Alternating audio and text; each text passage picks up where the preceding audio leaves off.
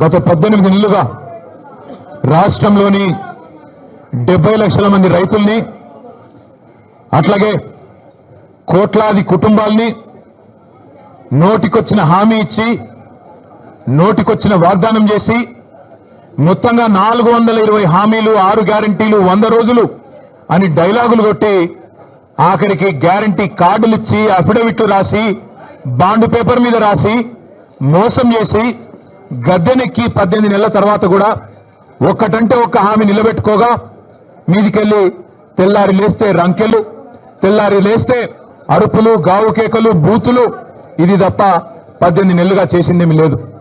కానీ basic knowledge లేని ముఖ్యమంత్రి, బేసిక్ నాలెడ్జ్ లేని ముఖ్యమంత్రి అని తెలిసినా ముఖ్యమంత్రి ముచ్చట పడుతుంది కదా, దమ్ముంటే రండి చర్చకు అని ఖార్గే సాబ్ సాక్షిగా సవాల్ విసిరింది కదా.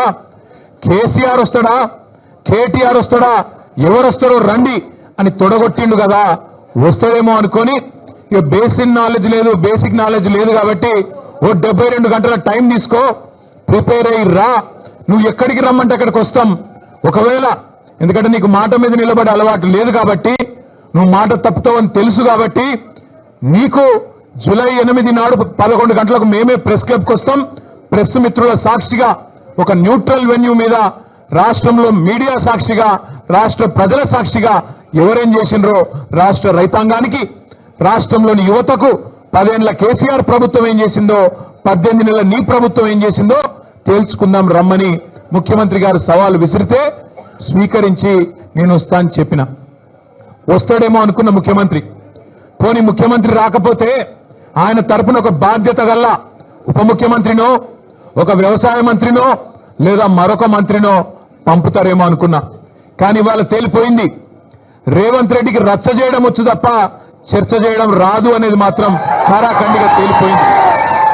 రేవంత్ రెడ్డికి బూతులు మాట్లాడడం వస్తుంది తప్ప రైతుల గురించి మాట్లాడడం మాత్రం రాదు అనేది స్పష్టంగా తేలిపోయింది.